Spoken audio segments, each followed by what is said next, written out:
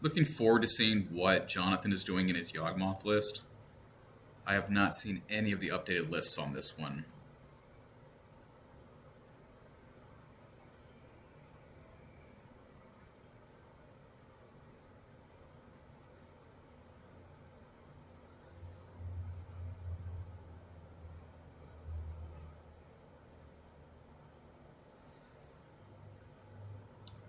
I do love that James is on a Jeskai deck because Golgar is his favorite color combination. There we go, Blooming Marsh into a Delighted Halfling. So him playing a deck that does not have green or black in it is extra special. Playing Arid Mesa past the turn. Play a basic forest. Cast a Wall of Roots. Cast a Yawgmoth. We are in Yager's territory already. Very exciting. 19, fetch, pick up a Sacred Foundry tapped. Ooh, it's a couple Get Losts. Draw for turn.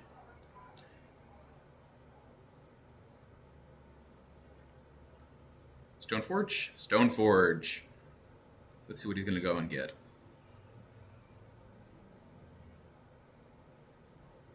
Cryptic Code. This is the card I was just talking about.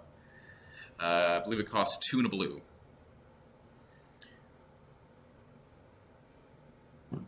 I really like Yawgmoth. It's a very satisfying deck to play that looks like another Yawgmoth and a third Yawgmoth. We've got 3 Yawgmoths on the field and a single card left in hand.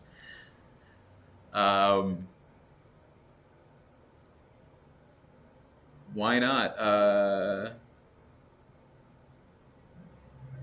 Fetch Shock on the Hallowed Fountain. I think he's just going to go ahead and cast the Cryptic Code itself instead of putting it into play with the Stoneforge. He is concerned about the level. Nope, he is going to just activate Stoneforge and put it in.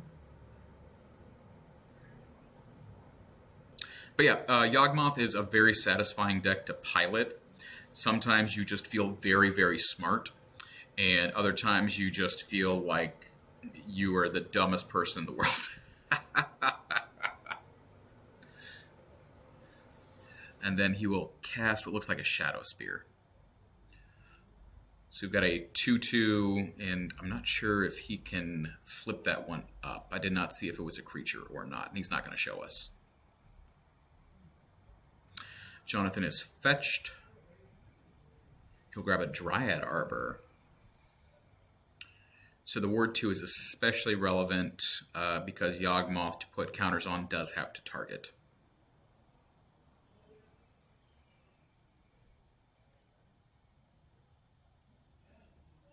He has not found the Yawgmoth yet. I think he is shocking in that Overgrown Tomb. Nope, it's a fetch. He'll fetch to 18. See, James is keeping him honest. He likes to write all that stuff down on paper instead of helping us out. Grabbing a Swamp off of that.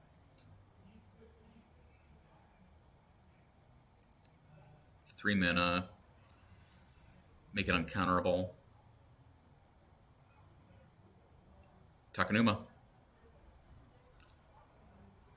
Pick up the Wall of Roots. Put a -0, -1 counter on the Wall of Roots and cast another Wall of Roots. Jonathan is empty-handed. As soon as he draws a Yawgmoth, he's winning. I'll tell you that. Fetch.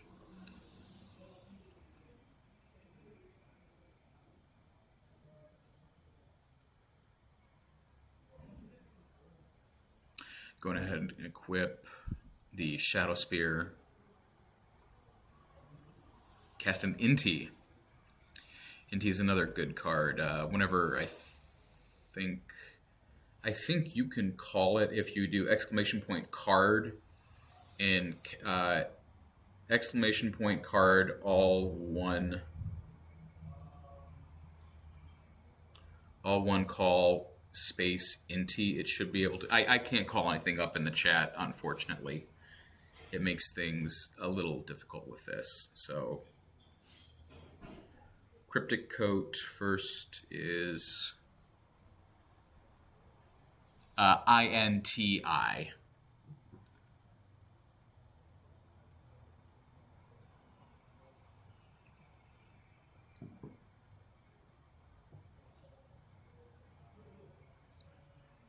Oop. Inti Seneschal.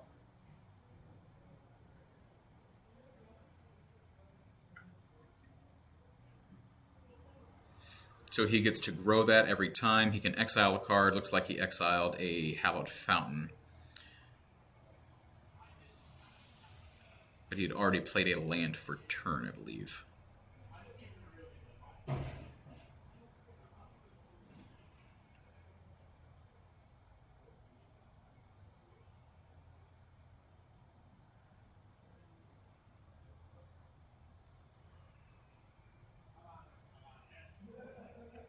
He's thinking hard. This is a pretty commanding position, man. Another Wall of Roots. Jonathan's just going to scoop it up. We got to see. Oh, it was a Stoneforge Mystic too. So Jonathan will be on the play. I'm not sure. I'm trying to think. So he didn't. There wasn't anything that he really could have done differently. He just didn't draw into any of his real enablers. He didn't draw into Grist. He didn't draw into the One Ring. He didn't draw into, obviously, Yawgmoth, which would have enabled him to... He could have sacked his entire board if he really wanted to clear out what James was doing. But, I mean, he had 3 Yawgmoths in play. That's as good as you can get to be able to basically draw your entire deck, find your enablers, find any Convoke card. The Court of Calling is really what he just needed to find.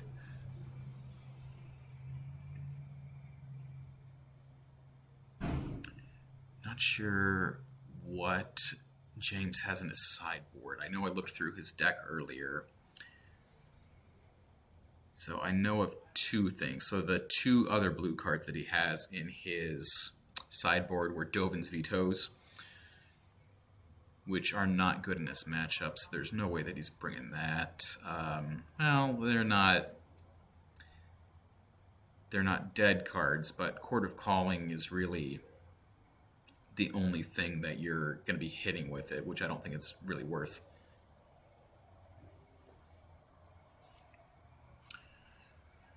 So James is up a game. Jonathan will be on the play.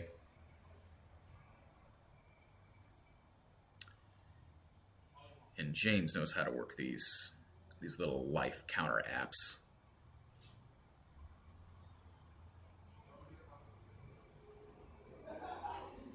See a Lightning Bolt, a Ganjo. What else you got hiding in there? Got some good stuff.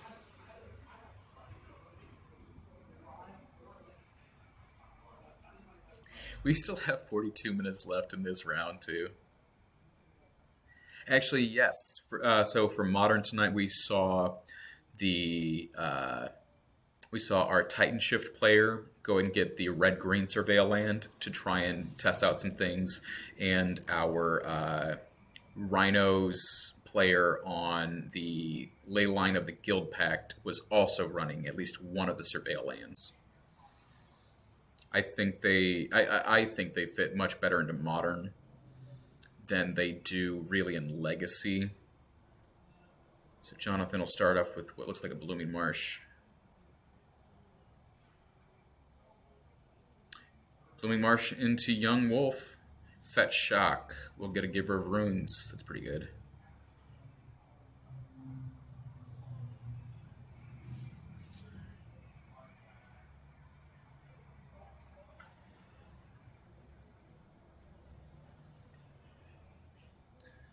Play a Pendlehaven. So that Giver of Runes is going to start blanking any of Jonathan's removal.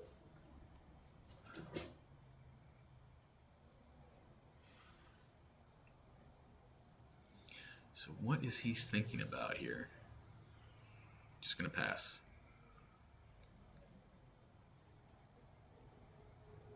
Cast a Stoneforge Mystic. What's he going to go get? I hope he gets the Cryptic Code again. That was very fun for me, at least. He might get something more normal, like a Cauldron Complete. Gonna Fatal Push the Giver of Runes. Cauldron is in hand. He must have another push. Push or something. Play the Dryad Arbor for turn. Cast... What is that?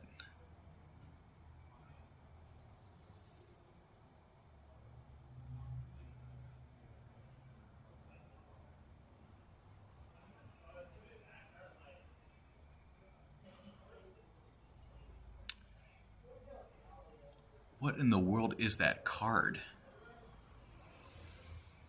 I'm going to go see what that is really quick.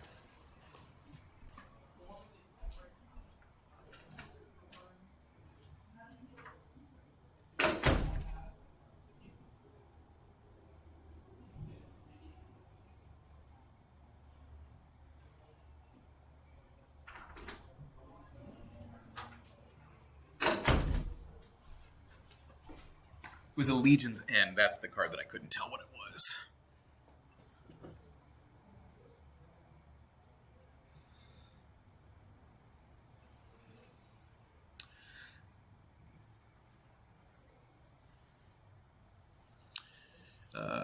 Cast the Stoneforge Mystic, pick up the Cryptic Coat, bolt the Dryad Arbor back to Jonathan.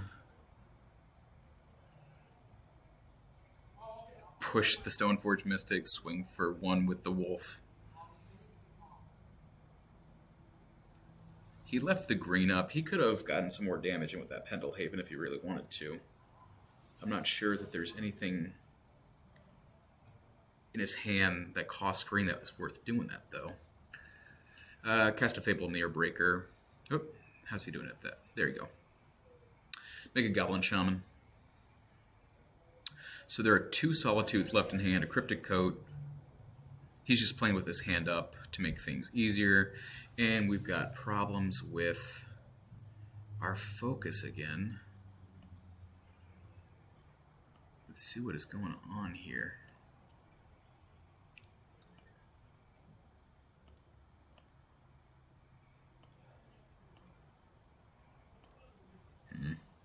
There we go. So we got an Urborg in play. Gonna throw away one of the Solitudes.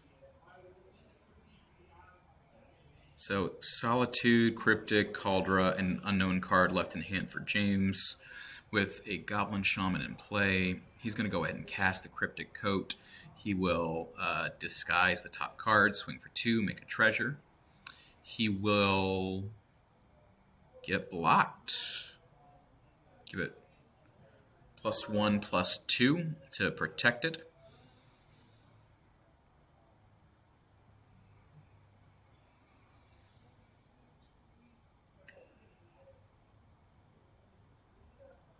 That Ward 2 on the disguised card is going to be very relevant again. Oh, and he's got 5, 6. He just needs a land drop. He can play that Cauldron too. I'm not sure what Jonathan can do against a Cauldron. That's just hard cast. Rex Sage. There we go.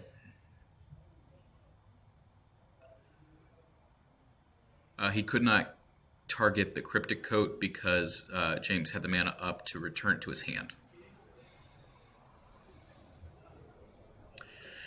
He's just going to hard cast a Cauldron Complete.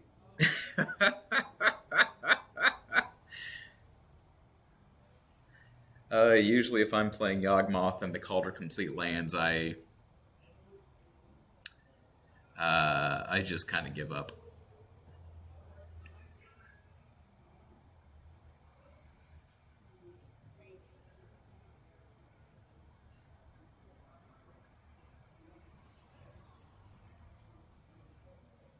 So it is First Strike, Trample, Indestructible, No trample. First strike, indestructible. When it deals damage to a creature, because it has first strike, exile that creature.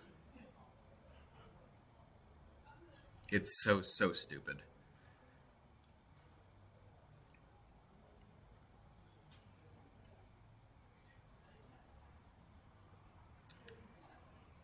Let's see what Jonathan can draw into. He needs a way. Man, and James just has the mana to just equip the Cauldron to the Cryptic Coat, the disguised creature, too. We got a Yoggers.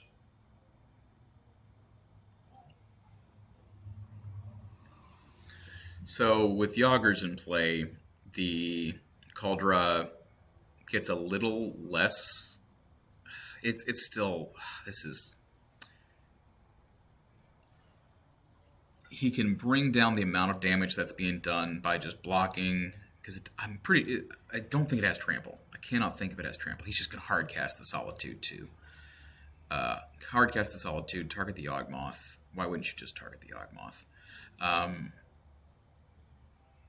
He's got to be careful about the amount of damage that he does. -1/-1. He'll take a life, go to 11.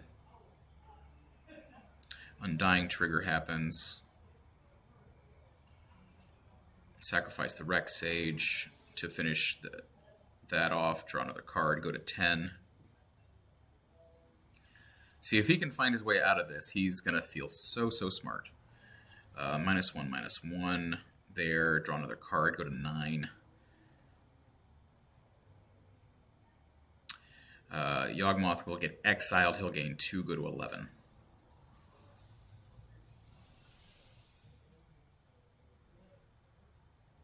Yep. There you go. Fetch down to 11. Pick up a Plains.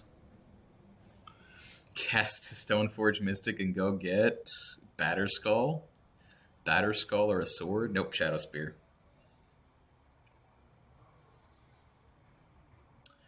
What is that? 3, 5, go to 6.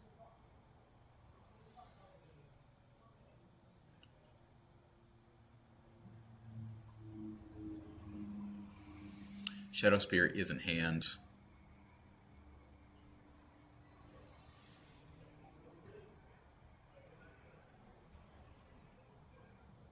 There is no good way out of this.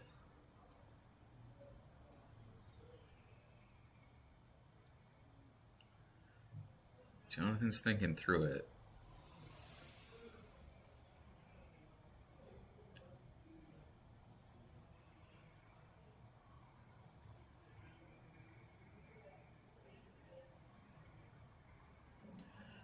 Four mana available.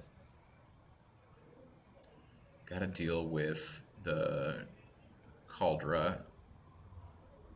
The Cryptic Coat is too difficult to actually deal with the disguised creature because of the Ward 2. And it doesn't matter. I mean, the Shadow Spear is just going to run him over next turn anyway. He has to find a way of bouncing, of...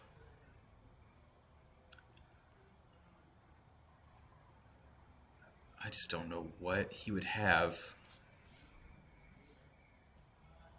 What would Jonathan have to survive?